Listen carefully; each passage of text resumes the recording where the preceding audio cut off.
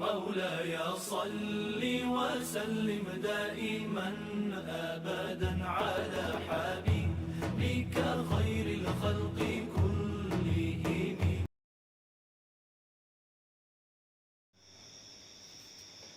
Assalamualaikum warahmatullahi wabarakatuh. Bismillahirrahmanirrahim. Alhamdulillahillazi hadana lihadza wa ma kunna linahtadiya laula an hadana Allah.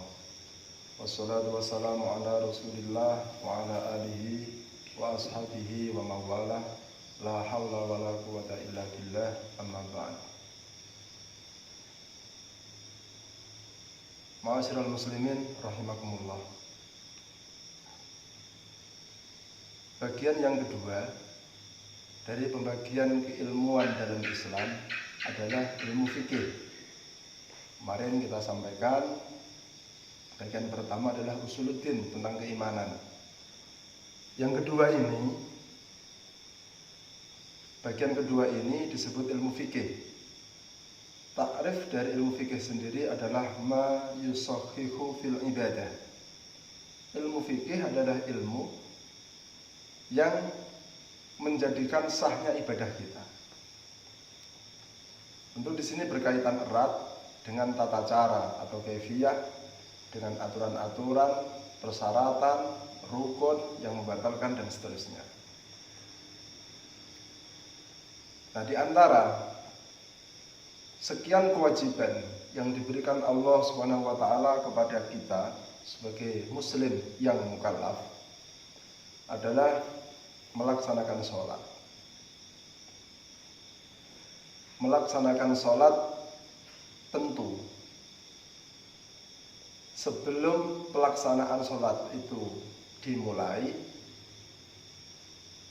musolli atau orang yang akan melaksanakan sholat tentu harus suci dulu. Maka sucinya badan, sucinya tempat, sucinya pakaian, ini menjadi bagian dari syarat sahnya sholat. Di antara 9 syarat sahnya sholat yang lain. Sebelum masuk ke bahasan sholat, alangkah baiknya kita membahas dulu tentang kesucian ini, tentang toharoh. Saking pentingnya toharoh, ada bab tersendiri dalam ilmu-ilmu fikih. Dalam fan fikih ada bab sendiri, kitab toharoh. Bersuci atau suci dalam hal ini bisa kita pahami: satu, suci badan. Tentu kalau membicarakan tentang kesucian badan, itu adalah suci badan dari hadas kecil, suci badan dari hadas besar, dan tentu pula suci badan dari najis. Terus yang kedua adalah berkaitan dengan tempat dan pakaian yang kita pakai ketika kita melaksanakan sholat. Yang lebih simpel kita bahas terlebih dahulu, sucinya tempat dan sucinya pakaian. Karena pembahasannya tidak begitu rumit, berbeda dengan pembahasan sucinya badan. Nanti kita bahas di akhir. Sucinya tempat artinya adalah tempat yang kita gunakan untuk melaksanakan sholat, hendaknya suci. Suci secara ainiyahnya maupun suci secara hukmiyahnya. Suci secara kasat mata, suci secara zahir, atau suci secara hukum. Artinya di tempat yang kita gunakan untuk melaksanakan sholat itu tidak ada najis di sana. Misalnya kita sholat beralaskan sajadah, maka pastikan sajadah yang kita pakai itu suci. Nah, suci kaitannya tentu dengan cara menyucinya. Nah, mohon maaf, di zaman akhir ini manusia dimudahkan dengan teknologi, dengan adanya mesin cuci. Nah, ini perlu kita pahami. Insya Allah nanti ada tutorial yang akan kita hadirkan kepada saudara sekalian, tutorial tentang menyuci baik secara biasa ataupun dengan mesin cuci, insya Allah. Pada kesempatan ini akan saya sampaikan garis besarnya tentang masalah menyuci pakaian. Pada prinsipnya adalah tempat tadi, misalnya sajadah bisa kita kategorikan sama dengan menyuci pakaian. Cara menyucinya, pastikan bahwa tidak ada najis di sana. Taruhlah misalnya di situ terkena kotoran, entah itu terkena kotoran ayam atau kotoran tokek dan seterusnya misalnya. Pastikan itu kita sucikan. Nah, menyucikannya itu tentu dengan air yang suci. Nah, penjelasan dasar tentang air yang suci dan bisa mensucikan itu disebut ma'un mutlak, atau air itu memang air yang suci kemudian bisa menyucikan. Paling aman kalau kita bicara tentang tata cara menyucikannya, pakai air yang mengalir. Itu sudah pasti. Misalnya nyuci sajadah atau nyuci pakaian kita di sungai misalnya, yang airnya mengalir. Kalaupun tidak mengalir tapi airnya banyak, lebih dari ukuran 2 kolah. Kalau dalam bahasa kita 2 kolah, kolah teh 2 kolah. Air yang banyak itu sifat-sifat air yang melekat pada zatnya air tidak akan berubah dengan adanya kotoran-kotoran kecil tadi. Maka mutlak itu yang pakaian yang kita sucikan di sana akan menjadi benar-benar suci. Tetapi kalau kasusnya itu menyuci di mesin cuci, lah ini yang perlu kita pahami. Gambaran dasarnya, usahakan sebelum kita giling di mesin pencucian, usahakan sajadah atau pakaian kita itu sudah kita sucikan dulu dari najisnya, dari ainiyah najisnya kita sucikan dulu. Kita kocor dulu yang bagian najisnya. Setelah kita pastikan bersih, baru kita gabungkan dengan yang lain yang sekedar kotor tapi tidak najis dan kita giling bersama. Itu lebih aman. Atau kemudian kita ambil opsi yang kedua. Kadang mungkin kena kecipratan najisnya, mungkin di keluarga ada anak-anak kecil dan seterusnya. Kecipratan pipisnya anak-anak dan seterusnya, najis-najis yang seperti itu kita giling langsung. Nah, setelah kita giling di mesin pencucian, sebelum kita masukkan ke pengering, kita pastikan sucikan dulu dengan membasuh dengan air yang benar-benar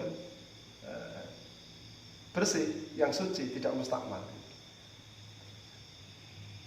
Setelah kita giling, kemudian kita bersihkan lewat air yang mengalir. Biasanya di mesin cuci itu kan ada selangnya. Nah, kita siram dengan air dari selang itu sampai benar-benar tuntas. Baru kita masukkan ke mesin atau ke alat pengeringan. Kira-kira seperti itu gambaran dasarnya. Insya Allah nanti ada tutorialnya. Kembali ke bahasan sholat. Satu yang menjadi prasyarat diantaranya adalah bersuci, suci dari tempat, suci dari pakaian. Tempat artinya ya bisa dengan sajadah, bisa langsung dengan di keramik atau di tikar dan seterusnya. Pokoknya tempat yang kita jadikan sebagai alas sholat itu namanya tempat sholat. Ini ada pertanyaan, misalnya pernah saya ditanya, oleh seorang teman. Nah, misalnya kita sholat di kamar, di rumah, tetapi di sebelahnya, artinya kamar itu kan besar, kemudian di sebelahnya di situ ada kotoran, entah itu kotoran ayam, entah kotoran cicak atau tokek misalnya. Itu bagaimana Pak? Tidak apa-apa. Yang penting sekiranya ukuran satu sajadah yang kita gunakan itu bersih, suci. Ada kotoran di samping-sampingnya, tidak masalah. Yang kita gunakan sholat kan seukuran sajadah itu saja. Usahakan itu benar-benar suci, baik secara ainiyah maupun secara hukumnya.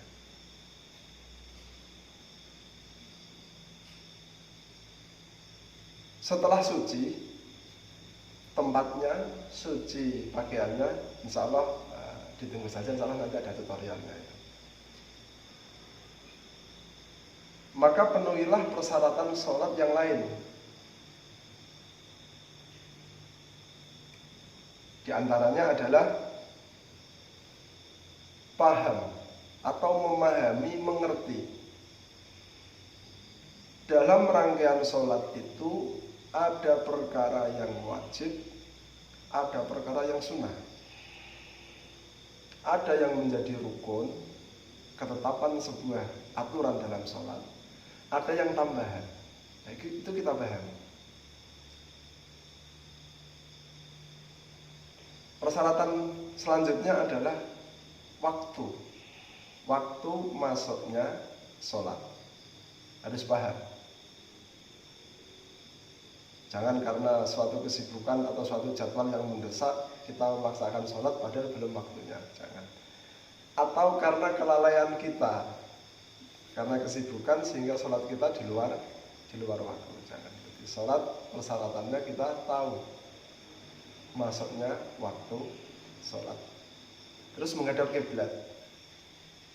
Di antara persyaratannya sholat, menghadap kiblat. Menghadap kiblat ini ada beberapa tinjauan. Kalau kondisinya kita ada di Masjidil Haram, jelas itu kita melihat Ka'bah nyata. Atau kita ada di sekitaran Masjidil Haram, itu jelas. Tapi bagi orang-orang yang jauh dari Ka'bah kayak kita di Indonesia, maka persyaratan menghadap kiblatnya itu tata cara menghadap kiblatnya itu dzan, perkiraan. Tetapi dzan ini tidak murni dzan saja, tapi harus ma'adilah. Dzan ini harus disertai dengan keilmuan. Jadi perkiraannya tidak sekedar memperkirakan wah sanalah pokoknya, enggak. Tapi kita punya alasan atau punya penjelasan. Kiblatnya ini ke sana, karena kita tahu arah baratnya sana, arah timurnya sana, arah selatan utaranya sana. Kemudian kalau dalam pelajaran ilmu falak atau ilmu hisab, ada kaidah yang mengatakan bahwa arah kiblat untuk orang Indonesia, khususnya orang Jawa, tapi Indonesia pada umumnya bisa ditarik. Tetapi khususnya pada orang Jawa itu ada pada 24,5 derajat dari arah barat yang hakiki. Insya Allah nanti juga akan kita sampaikan tutorialnya bagaimana mencari arah kiblat. Ini gambaran dasar tentang pelaksanaan kita mengerjakan sholat.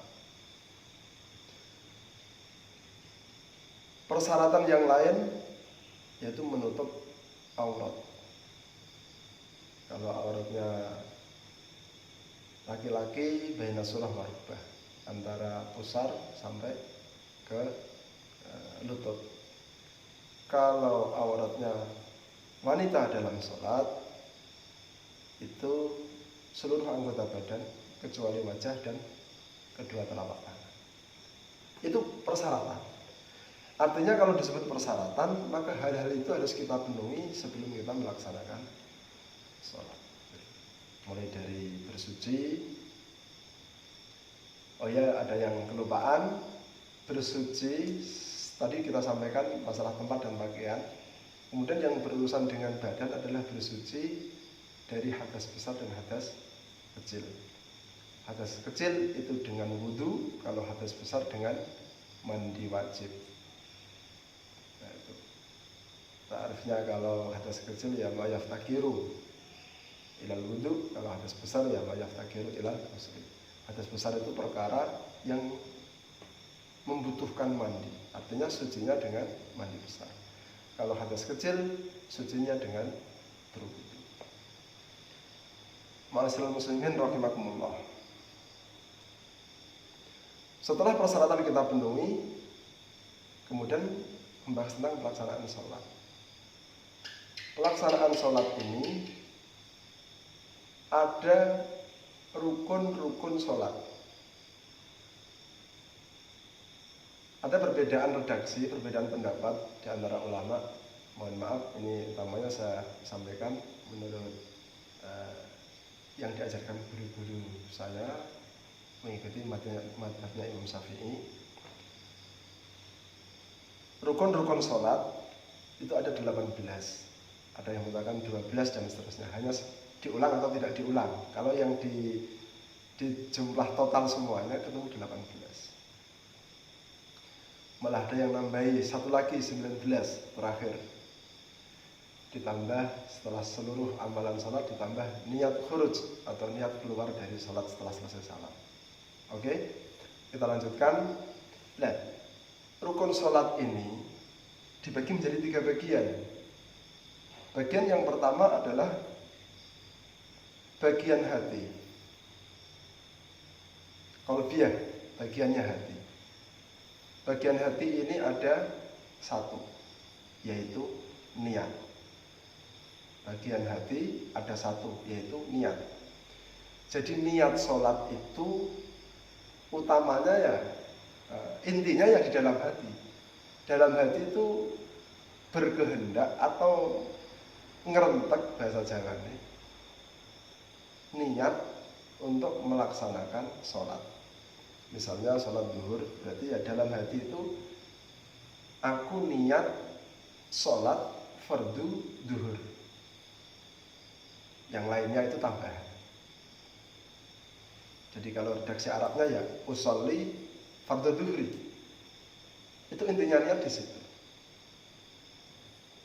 Misalnya ditambah yang lain itu tambahan. Ada mustaqbilal qiblati dan seterusnya itu tambahan. Tapi intinya niat adalah qasd dan ta'arrud dan ta'ayyunan. Intinya niat adalah nyejone hati atau keinginan hati melakukan sholat. Itu namanya qasd dan ta'arrud, menentukan kefarduannya. Maka harus ada usolli fardu, ada kata-kata fardu, ada ikrar fardu, kefarduannya. Terus ta'ayyunan, penjelasan tentang waktu. Kalau zuhur ya zuhur, kalau asar ya asar dan seterusnya. Baik. Ini pembagian rukun sholat yang pertama, menjadi bagian hati. Semisal lisan ikut melafatkan usolli fardhu zuhri ila akhiri misalnya, tidak apa-apa, itu tambahan kebaikan. Tapi niat yang dimaksud adalah dalam hatinya, bukan di lisannya. Nah, lisan ini biasanya diupayakan untuk membantu hati biar lebih tertata. Kalau kaidah dulu diajarkan, katanya al-zahir mir'atul batin. Zahir ini merupakan gambaran dari batin. Kalau zahirnya sudah melafatkan niat, insya Allah hatinya juga sudah niat. Tetapi sekali lagi, niat itu bagiannya hati. Kemudian rukun sholat bagian yang kedua, itu rukun qauliyah atau rukun sholat yang dilafatkan atau diucapkan. Nah, di sini ada lima rukun. Yang pertama takbiratul ihram, kedua Fatihah, ketiga tahiyat, kelima sholawat, dan yang keenam itu salam. Tentu salam yang pertama, karena salam yang kedua itu sunnah. Ma'asyiral muslimin rahimakumullah. Nah, para ulama sepakat untuk memberikan pesan atau menyampaikan di antara rukun-rukun sholat ini. Rukun yang bagian kedua atau rukun qauliyah ini memang rukun yang paling sulit. Karena bacaan itu ya harus dibaca, harus diucapkan. Dan pembacaannya itu ada aturannya. Lagi-lagi memang orang itu harus belajar, harus ngaji. Misalnya, yang pertama takbiratul ihram. Allahu Akbar. Ya kita harus belajar bagaimana bacaan Allahu Akbar kita itu benar. Yang kedua Fatihah. Lagi-lagi belajar biar bacaan Fatihah kita itu benar. Mulai Bismillahirrahmanirrahim ila akhir. Terus tahiyat, sholawat dan salam. Harus benar bacaannya. Nah kalau belum benar bagaimana Pak? Ya mungkin mau bagaimana lagi, yang penting sholat. Tapi satu hal yang perlu kita ingat, masa sih kita mau membiarkan sholat kita yang sudah kita lakukan bertahun-tahun ini tidak kita koreksi atau tidak kita usahakan untuk lebih berkualitas. Ma'asyiral muslimin rahimakumullah. Rukun qauliyah atau rukun yang harus kita ucapkan secara lisan dan telinga kita atau pendengaran kita harus mendengar ini, yaitu takbiratul ihram, Fatihah, tahiyat, sholawat dan salam. Yang sisanya yang 12 berarti, karena yang pertama tadi 1 niat, yang kedua itu ada 5 berarti 6. Kalau 18 masih sisa 12. Yang 12 ini rukun fi'liyah atau rukun yang kita kerjakan, yang dikerjakan oleh tubuh kita, anggota tubuh kita. Ya udah mulai berdiri, rukuk, tumakninah, iktidal, tumakninah, sujud, duduk di antara dua sujud, tumakninah dan seterusnya sampai terakhir tasyahud. Tahiyat. Itu akhir tentunya. Nah, ke-12 rukun ini kita kerjakan dengan benar, dengan keilmuan. Insya Allah akan hadir tutorial sholat. Karena ya mau tidak mau kita harus menyampaikan ini. Seringkali kita menemukan atau melihat, ya nggak sengaja ngawasi, tapi kadang-kadang kita melihat juga masih banyak di antara kita yang tata cara sujudnya, tata cara rukuknya, entah karena memang belum paham atau kurang hati-hati atau karena memang tidak tahu sebabnya apa, kadang-kadang kayak belum sesuai dengan aturan. Ma'asyiral muslimin rahimakumullah. Bersuci menjadi prasyarat pelaksanaan sholat. Kemudian ada syarat yang disiapkan sebelum sholat. Kemudian ada rukun dalam sholat. Yang disampaikan tadi dalam kondisi umum. Dalam kondisi umum. Misalnya berjamaah dan tidak berjamaah tentu beda. Nah ini yang harus kita pahami. Sholat menjadi hal yang sangat penting. Tentu banyak ibadah yang lain. Tapi sholat ini menjadi satu hal yang sangat penting. Sampai diriwayatkan dalam satu hadis bahwa amal kelak di akhirat yang pertama kali dihitung atau diteliti, dihisab oleh Allah itu sholat. Ketika sholat baik, maka amal yang lain bisa jadi dianggap baik. Ketika sholatnya rusak, maka amal yang lain dianggap rusak. Dan ini tentu menarik.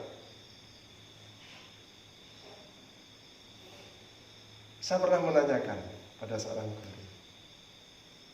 Saya dulu pernah berguru kepada Kiai Rais Yahya Dahlan, pesantren Miftahul Ulum di Pati. Pernah juga ya pernah juga ikut tarbiyah madrasah di pesantren Al-Islah, dari Mu'id Bandar Kidul, meskipun tidak lama. Pernah juga ikut ngaji tabaruk di pesantren Al-Fatah Yai Ihsan di Kediri juga. Ya nggak begitu alim sih, tapi insya Allah adalah bekal kalau untuk ibadah. Ya, semoga ini kita bisa mengambil manfaat bareng-bareng.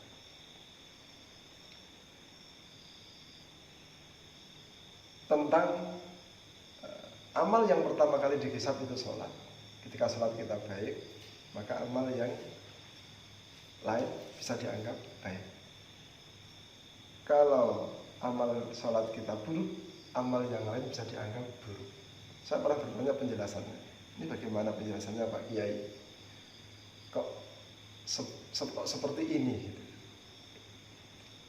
Jawaban beliau, ya karena memang sholat itu amal paling sulit. Lah kalau paling sulit saja kok benar, tentu amal-amal yang lebih mudah yang lain tentu akan lebih bagus. Yang sulit saja bisa, apalagi yang tidak sulit. Memang sholat menjadi amal ibadah yang paling sulit. Karena banyak hal yang berkaitan menjadi syarat, menjadi rukun dalam pelaksanaan sholat. Aturannya banyak banget. Tetapi kesulitan itu sebetulnya bukan sulit yang memberatkan. Tapi sulit itu sebetulnya adalah satu bentuk pendidikan untuk kita. Yang menghadap Allah diusahakan dengan sungguh-sungguh, tidak sekedar menghadap. Ibadah kepada Allah ya dikerjakan dengan sungguh-sungguh. Ini loh ada aturannya. Tidak sekedarnya, tidak asal-asalan. Ya kita sering menjadi guyonan di antara kita. Untuk menghadap Pak Lurah saja kita pakai mandi pagi, pakai minyak, pakaian yang layak, tata caranya juga sopan dan seterusnya. Masa menghadap Allah asal-asalan kan begitu kira-kira. Ma'asyiral muslimin rahimakumullah. Ini penjelasan dasar tentang sholat. Nanti akan kita rinci. Persyaratan-persyaratan itu akan kita rinci.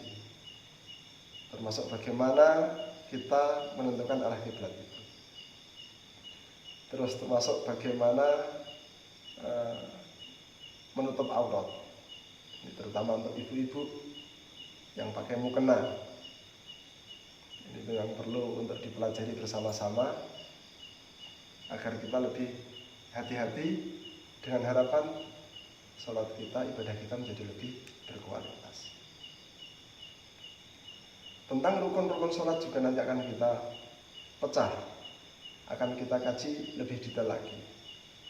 Karena ada rukun sholat itu, atau setiap rukun sholat itu ada penjelasan masing-masing. Nah, kasih contoh, misalnya niat. Takrif niat itu adalah qasdus muqtaranun bi fi'li. Berkeinginan melakukan sesuatu dibarengkan dengan pelaksanaannya. Itu niat. Terus dalam sholat itu dibahas, apakah niat sholat itu harus bersamaan dengan takbiratul ihram, atau bisa niat dulu setelah selesai baru takbiratul ihram. Itu dibahas. Tapi kadang-kadang kita kan nggak sampai ke sana berpikir ya semoga datang ya ikut sholat gitu. Mohon maaf. Tapi di kitab dibahas. Maka kemudian ada istilah muqaranah akmaliyah, muqaranah urfiyah. Yang bagus ya niat sholat itu bareng dengan takbiratul ihram. Lisannya melafadzkan takbiratul ihram, hatinya niat melaksanakan sholat. Tetapi tidak semua orang mampu melakukan ini karena sulit. Lisannya takbir, hatinya niat itu sulit bagi orang umum. Tentu tidak membahas orang yang sudah bisa, yang belum bisa. Nah, hampir rata-rata orang awam itu ya niat dulu. Setelah niat baru takbir. Nah ini para ulama juga dianggap sebagai mukoronah, sebagai kebersamaan. Yang penting antara niat sama takbirnya itu mutasil, nyambung. Tidak niat dulu beberapa saat baru takbir, tidak. Niat selesai langsung takbir. Nah itu disebut mukoronah urfiyah. Ya dianggap secara umum itu dianggap bersama, sudah dianggap bersama. Tapi yang sempurna, yang bagus atau kaul muktamad bahasanya berarti ya niat itu bareng dengan takbiratul ihram. Termasuk nanti dalam takbirnya ada syaratnya. Ada syarat dalam rukun. Bagaimana takbir kita benar misalnya. Apa saja yang harus diperhatikan. Fatihah juga ada syarat, rukuk ada syarat dan seterusnya. Insya Allah nanti kita pecah, kita bedah satu persatu lebih detail. Sekali lagi semoga ini menjadi tambahan ilmu bagi kita yang belum memahami dan menjadi pengingat bagi yang sudah paham. Semoga semuanya mendapatkan kemanfaatan. Amin ya rabbal alamin. Assalamualaikum warahmatullahi wabarakatuh.